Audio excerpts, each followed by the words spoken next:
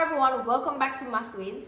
Of course, we're gonna continue some algebra work today. Before we get into that though, I'm gonna ask you, if you haven't subscribed as yet, be sure to do so. And of course, even if you've subscribed, be sure to like the video and of course comment so that we can get that interaction going. All right, so for the question today, we have 2 in bracket x minus 1, or rather 2 times in bracket x minus 1 minus 3x is equal to 6, and they've asked us to solve for x. Now, what we're going to do, of course, using BOMDAS, you would think, okay, let's handle our brackets first. But because you don't know what x is, you cannot do anything with this x minus 1. So we then move on to multiplication. So we're going to deal with, I'm going to put it in red. We're going to work on what that would be. Now, when multiplying brackets like this, you're going to take the 2 and multiply it by the first element in the bracket. And then you're going to take the 2 and multiply it by the second number in the bracket. So that leaves us with 2 times x, which gives us 2x. And then 2 multiplied by minus 1, not just the 1. So you have to take note of the signs. So it was almost as if you had 2 multiplied by positive x. So we had positive 2x. Then we have positive 2 multiplied by negative 1. So that leaves us with a negative 2. And then we keep our 3x and we keep equal 6. We then want to group like terms. By like terms, I mean everything with x. We're going to put them beside each other, and everything which does not have an x, usually we try to bring it to the other side of the equation. But let's first work on putting the like terms beside each other, being the x's. So instead, I'm going to rewrite this as 2x minus 3x minus 2 is equal to 6. So all I've done is to switch the place of the 3x and carry it there. All right, so now that we have that, I know sometimes students have a problem with subtracting numbers, especially when you have negative numbers. So what we're going to look at this as is if we have minus 3, minus 2, minus 1, 0. And maybe we can put a minus 4 there.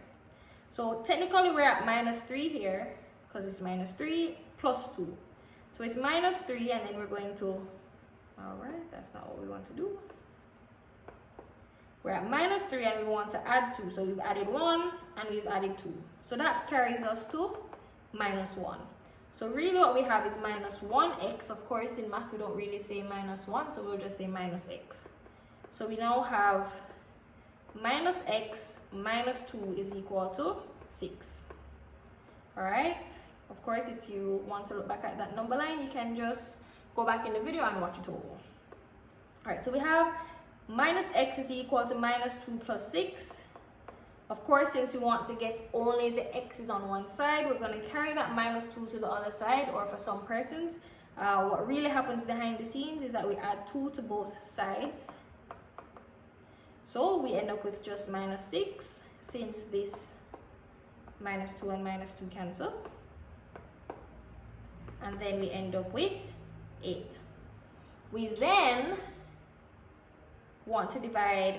All right, so let me just bring that over to the other side. So essentially right now what we have is that minus x is equal to 8. We then want to divide both sides by minus 1, because remember, essentially this is like minus 1x, right? Which is the same thing as saying minus 1. All right, I'm going to put this times in another color to not get you confused. So that's minus 1 times x is equal to 8. So if you want to get rid of the minus 1, we're going to divide both sides by minus 1. And then that leaves the minus 1s to be cancelled. So all we're left with is that x is equal to 8 divided by minus 1, which gives us minus 8. Now I want to stop to just do some refreshing, just to remind you that a positive number multiplied by a positive number gives you a positive number.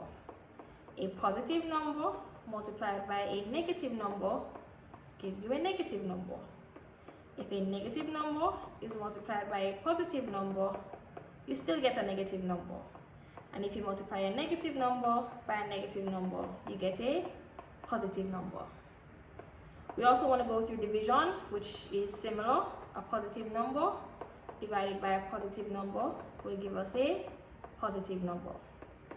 a positive number divided by a negative number will give us a negative number. A negative number divided by a positive number will also give us a negative number. And if we have a negative number divided by a negative number, we end up with a positive number.